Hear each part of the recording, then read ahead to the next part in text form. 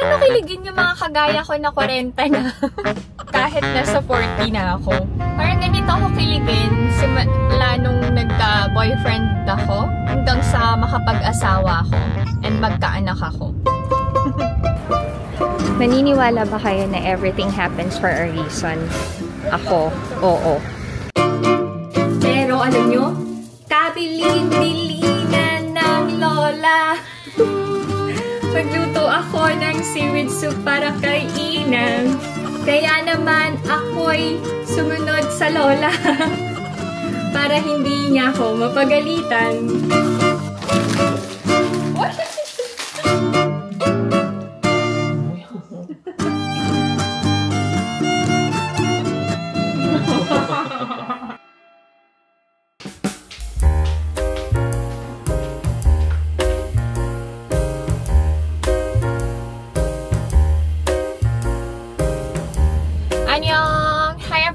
Welcome back to my channel and this is my life in Korea. Papunta ako ngayon sa ospital to netizens para magpa-schedule ng check-up.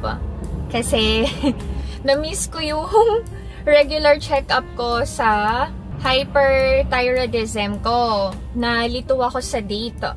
Although, walang kasalanan ng ospital ha. Kasi may mga reminders sila through KakaoTalk na ito yung schedule, don't forget to bring your ID, ganyan.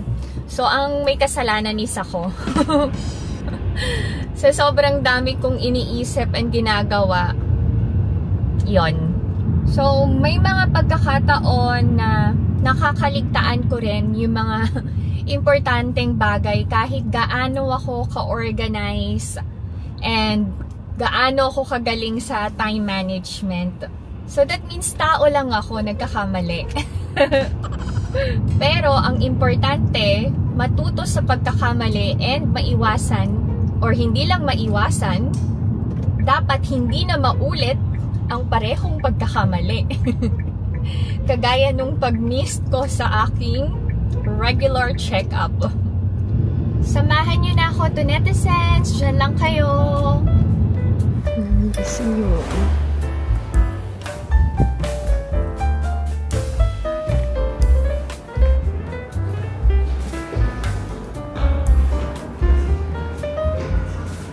내일 3시세요. 12월 2일이요. 네, 감사합니다. 안녕히 가세요. 네. Okay, done. Papunta ako ngayon sa dermatologist ko para sa free laser treatment. Yung forehead ko, medyo umokay na. This time naman, yung chin ko talaga grabe ang breakout. Sa hormones ko to eh. Tapos ito, sa T-zone, grabe talaga ang nagagawa ng stress. Diba, na-share ko sa inyo na may pinagdadaanan ng family namin. Once na settled na to netizens, i-share ko sa inyo yung story. Pero ngayon kasi, hindi ko basta-basta pwedeng sabihin eh. Alam nyo na, madaming evil eyes. Pero alam nyo, ang masasabi ko lang, sobrang bait ni Lord. God is good all the time. Hindi niya pinapabayaan kaming mag-asawa, ang pamilya namin, patuloy yung blessing. And isa sa mga consistent blessing na natatanggap ko is yung love and support nyo to netizens. So, maraming salamat sa inyong lahat. Niyak na naman ako. Ganito yata kapag nagkakaedad na. Sobrang emotional. Or grabe lang kasi yung pinagdadaanan ko. Pero at least, nakaka-smile, nakakatawa, and alam niyo yun, nakakapag-vlog pa rin ako. So thank you, Lord!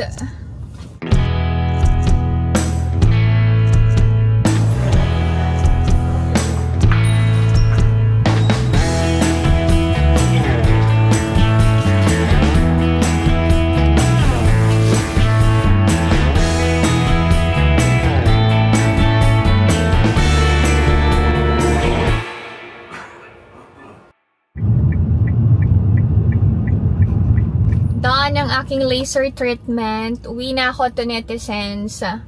Hatid nyo na ako. Ay, yung sweet naman. Nakakakilig. Thank you so much. Paano kiligin yung mga kagaya ko na 40 na? Ako kasi parang wala nagbago sa kilig ko. Kahit nasa 40 na ako. Parang ganito ako kilingin. Parang ganito ako kiligin simula nung nagka-boyfriend ako. Nung early 20s ko. Hanggang sa makapag-asawa ko. And magkaanak ako. Sana all palaging kinikilig. Meron akong friend. Tinanong ko siya. Sabi ko, kinikilig ka pa ba sa asawa mo? Tapos sabi niya, paano ba yung kilig? Sabi ko yung pag may sinabi or ginawa sa'yo, napapasmile ka, parang tuwang-tuwa yung puso mo, ganyan. Paki-explain nga dun sa friend ko paano yung kilig. Baka nakalimutan niya na paano kiligin.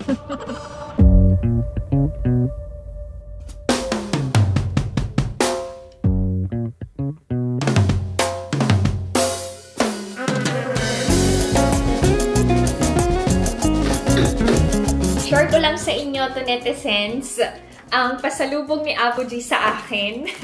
Itong ref magnet from Vietnam. Oy, di ba? Ang sweet ni Apo G.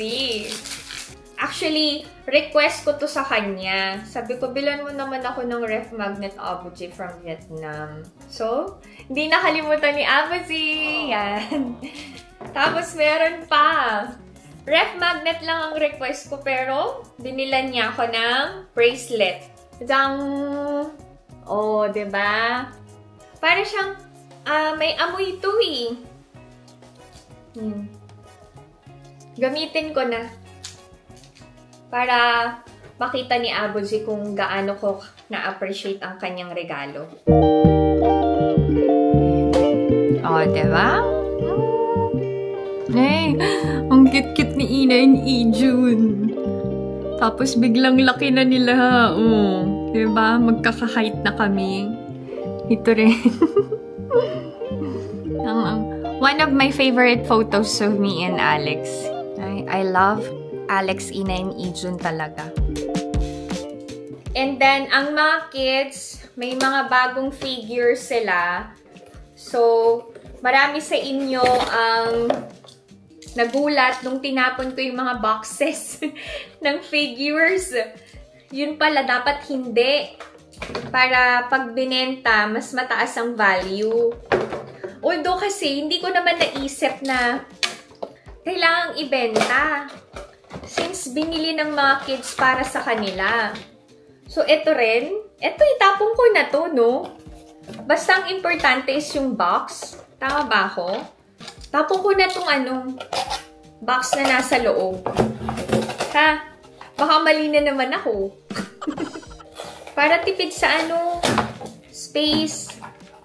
And thank you din sa nag-suggest sa akin na tupiin ng box para hindi bulky. Dami kong nakukuhang ideas sa inyo to netizens. So, thank you. Yung mga hindi ko alam nyo, sa inyo ko nakukuha. Kaya mahal na mahal ko kayo eh. Kasi hindi nyo ako pinapabayaan. Oo nga naman, Magastos ang collection ng mga kids na figures, sa totoo lang. Kung ang iba, yung mga merch ng K-pop idols ang gusto, ang mga anak namin ni Alex, itong figures. Hindi naman sa, wala silang hilig sa K-pop music, Hindi lang sila talaga fanatic ng, ng mga idols. Pero music, okay. Grabe naman, ilang packs ang abs nito. Paano ba binibilang ang abs mula dibdib? Check nyo naman, Abs din ba itong nasa taas? Bilangin ko nga. 1, 2, 3, 4, 5, 6, 7, 8. Tapos meron pa sa gilid ng tiyan. 12? 12 packs, ganun? Okay, okay. So, ito, ilalagay ko na lang sa ilalim ng kama ng mga bata. Tapos, mag-unboxing tayo. Okay. So, what I use to clean our washing machine is this Yuhan Rak Setakcho Sejongje. 4 bottles na.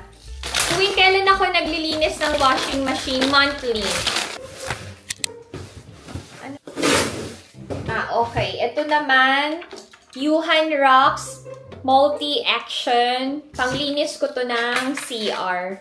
Kailangan to kapag taglamig kasi ang tendency nag-mold. Lalo na kapag hindi proper pag hindi proper yung ventilation. Kasi pag winter season, sarado lahat ng bintana. Kaya kulob ang bahay. Ay, okay.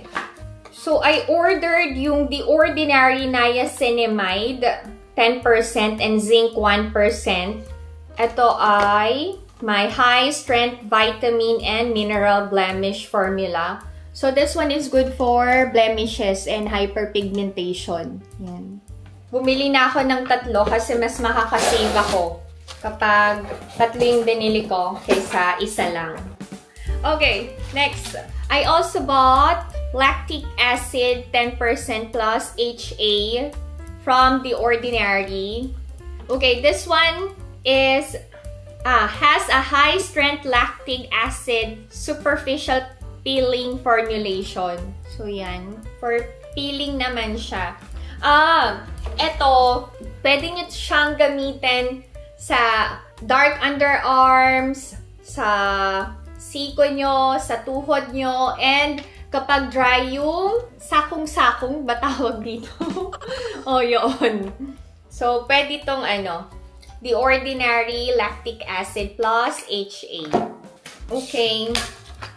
And then, another skincare from Estura, Terra Acne Soothing Active Moisturizer. Zinc, glycyrrhizin plus hyaluronic acid. It's good for refining skin surface and controlling excess oil for oily and acne-prone skin. So, ito yon. This one is prescribed by my dermatologist. Pero, pwede nyo itong mabili lang without prescription. Okay. Madami akong binili kasi madami akong kailangan. Ano to? Okay. This one is AC Magic Shampoo Scalp Clinic. So, from Murphyl naman. So, it has pH 6.0 Fast Acne Care, Scalp Scaling, Silky and Light Hair, Silicone-Free, pH slightly acid. Okay. Kasi, ngayong winter season, prone kami sa dandruff para maiwasan yung acne sa ulo and sa forehead na nag-start na si Izun magkaroon and si E na rin pala. So, bumili ako nito. 1+1 kasi. Ang number 1 kasi is yung Nizoral pero pricey compared sa Murphyl. So, ito yung binili ko. Try ko muna. Kapag hindi effective, Nizoral lang bibilin ko sa susunod. Sa gabi kasi naliligo ang mga bata. Tapos, tinatamad silang i-dry na yung buhok nila most of the time. Unless, ako mismo yung magpatuyo ng buhok nila, ha? Okay, and then this one is also from Murphyl. Body wash naman to. I'm going to give this away sa Carrot Market. Yun yung online thrift store. Kasi ang nagbigay sa akin nito ay merong may utang sa akin and hindi siya nagbabayad. So, ayoko siyang maalala every time na nakikita ko tong halaman. I know walang kasalanan, pero kaysa naman itapon ko, ibibigay ko na lang sa mahilig sa halaman. Yun. Meron ng receiver to. Pinost ko to sa Carrot Market. And pipick upin siya ng 6 p.m. Dito lang siya. Iyan. Ayaw papasukin yung sasakyan na hindi naka-register. So, yung pipick up ng halaman, hindi pinapasok sa gate. Sabi ko, ihahatid ko na lang sa may gate para hindi na siya kailangan pumasok. Magtatapon na din ako ng food waste.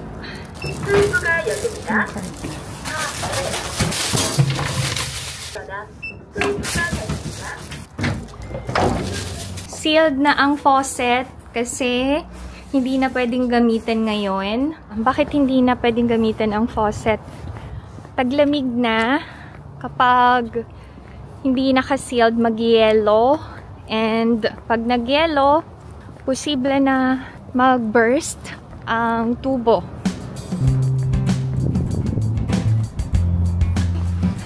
죄송해요. 알겠어요. 감사합니다. 잘 키우세요. 소brang strict nila sa apartment. May ibang mga apartments kasi pag sinabi mo na danggan, i-open nila yung gate. Pero dito sa amin, ayaw. Yung pag-register kasi ng plate number, merong application. Sa phone lang ni Alex meron. Ayoko nang istorbohin si Alex. Kung pwede ko namang ihatid, hatid na lang, diba? Bibili ako ng pork pang sisig. Handa ko sa birthday ni Ijun. Favorite nilang magkapatid yun eh.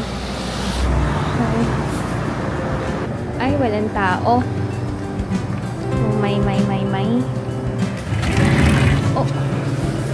And may note naman. Baka nag-CR. Okay. Bili din ako ng buto-buto.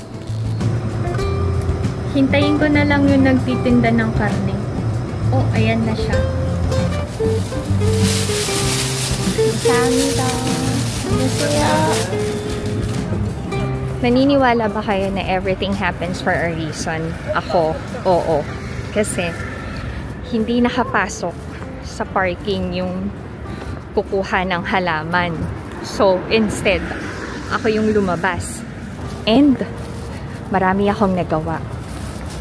Nakapagtapon ako ng food waste. Nakabili ako ng meat na supposedly tomorrow ko pa gagawin. Ganyan lang ang Christmas decors dito sa apartment namin. Okay na din kaysa wala. Dati meron pa ditong snowman. Tapos Santa. Binawasan na nila para siguro makatipid-tipid din ng kuryente. Kasama yan sa binabayaran namin monthly.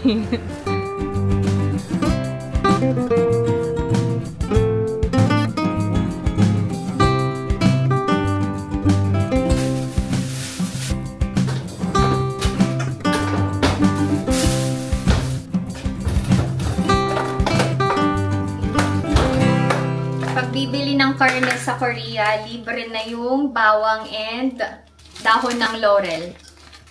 Pag hindi kayo binigyan, pwede kayong mag-ask. Sayang din kaysa bumili, di ba? Magpainit na ako ng ulam namin. Merong miyokguk, japchae, and bulgogi na pabaon si Omoni. Share ko lang sa inyo to netizens ang naging simple birthday celebration ni Ijun sa farm. Ang totoo niyan, pagod si Inay ni Ijun dahil galing silang academy. Pero si Omoni naghanda ng dinner para sa aming lahat. Happiness talaga ni Abuze and Omoni na salo-salo kami sa hapagkainan. Yan ang handa ni Ijun sa farm. Nag-order ang sister-in-law ko ng chicken dahil favorite ni Ina and Ijun. Naging tradition na ng family namin na ipaghanda kami ni Omoni ng seaweed soup tuwing birthday namin. Kaya nagtaka ko nung hindi siya nagluto ng birthday ni Ina, akala ko nagtampo siya sa akin.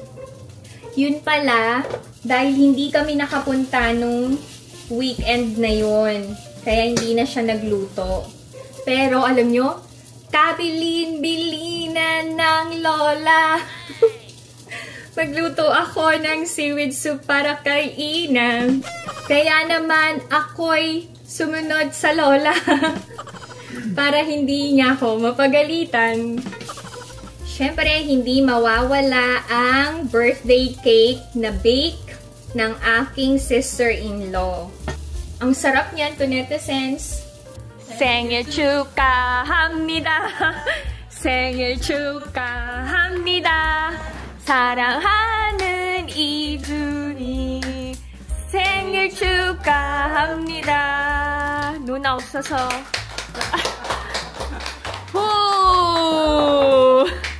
생일 축하해 아들. Ang pinaka-favorite part ni Ijun, ang pagtanggap ng cash gift from Abazi, Omoni, and my sister-in-law. 너무 좋았지.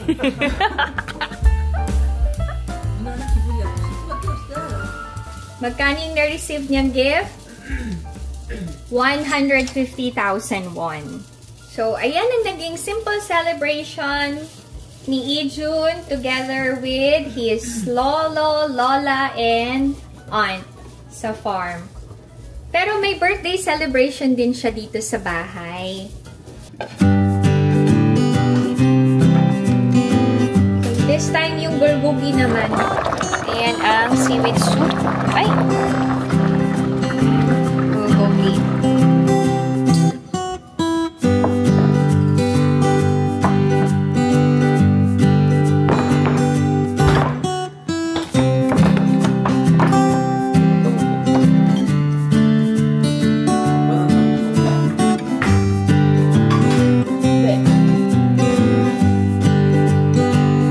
This is our dinner.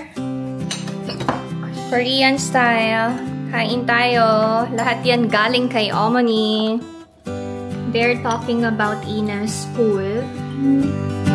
Pinag-uusapan namin kung saan papasok ng high school si Ina. Since mataas yung grades niya, pwede siyang pumili ng school na gusto niyang pasukan. And alam nyo ba, sobrang nakaka-proud kasi ang mga teachers niya mismo ang nag-recommend sa kanya na pumasok siya sa top schools dito sa city namin. Out of 2 top high schools, meron nang napili si Ina. Pero medyo alanganin kami ni Alex kasi malayo dito sa bahay and mahirap ang transportation. Walang diretsong bus na pwedeng sakyan si Ina pagpasok. The only option that we have is hatid sundo ko siya sa school. Pero, kailangan ko ding asikasuhin si Ijun since meron siyang hearing device na kinakabit. So, total adjustment sa schedule namin ng mga bata pag nag-high school na si Ina. Share ko sa inyo to netizens kung gaano kaganda yung school na napili ni Ina. Alam nyo ba to netizens, nung nagtuturo ako sa mga middle school students, may mga estudyante ako na umiyak dahil hindi nakapasok sa school kung saan papasok si Ina.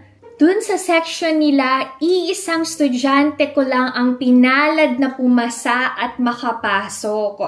Kaya alam nyo, sobrang nagpapasalamat ako kay Lord and proud na proud ako kay Ina dahil hindi siya nahirapan na makapasok sa magandang school. So, thank you, Lord. Thank you to netizens for always rooting for Ina and Ijun, especially kay Ina, na gagraduate na at magiging high school student na soon to netizens. I'm praying na gabayan si Ina sa pagpili ng high school na papasukan niya and maging tama ang desisyon niya. Ipag-pray nyo na din siya to netizens. Thank you! Inuwi namin yung cake na gawa ng sister-in-law ko. Sarap. Pero hindi kumain si Ijun nito kasi hindi niya gusto yung flavor. bilang ko na lang siya ng cake sa birthday niya. Kain tayo to, netizens. Nilagyan ng sister-in-law ko ng dried figs sa loob.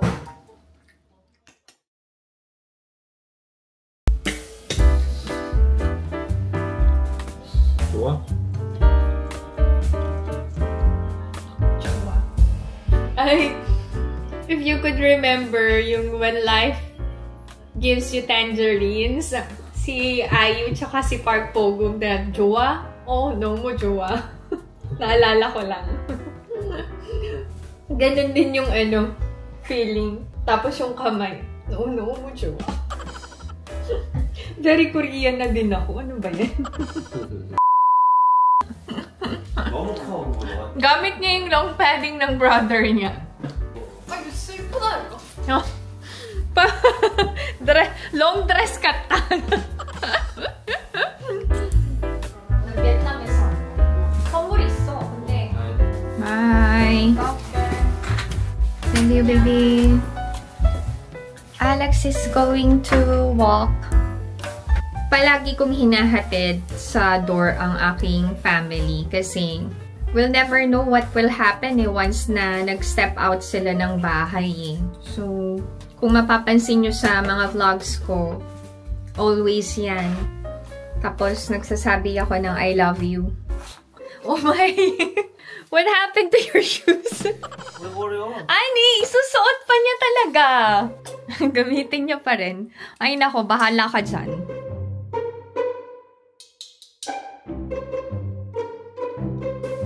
Ibang shoes na lang, yung Adidas. Bye. Take care. Bye-bye. Kung may time naman kayo na ihatid sa door or sa gate ang mga mahal nyo sa buhay, gawin nyo para wala tayong pinagsisisihan. Hindi, wala namang masama, diba? Kung gawin nating habit yun. Baka lang gusto nyong gayahin yung style ko. Pero kung busy kayo, kahit hindi naman everyday, pero i-practice nyo pa rin. Wala namang masama, diba? Hi, my love! Hi, my tuk! Oy! Oy!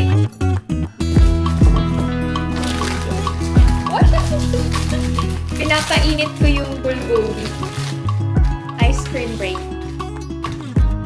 Hindi daw niya to 맞지?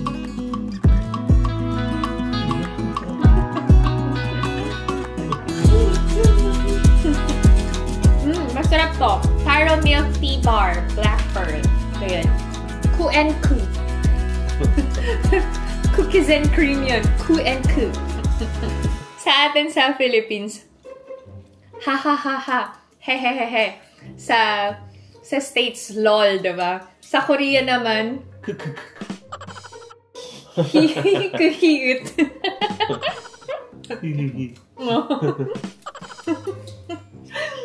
Speaking of hihihi, may napanood ako kay show ni Willie Revillame to before. Yung kanta, Santong Kabayo, natatawa ako. Hi, hi, hi. Sorry. Sorry. Sabi nung matanda, di ba? Pag funny, hi. Sabi nung matanda, hi, hi, hi, hi. Ang corny. Sorry. Ako lang nakagets ng joke. Wala. Ganito yung joke, kailangan kong i-explain. I have to explain my joke for you to understand. Hihihihi. Wala, ganda eh. Wala siya ni, natatawa ako. Hi, hi, hi, hi.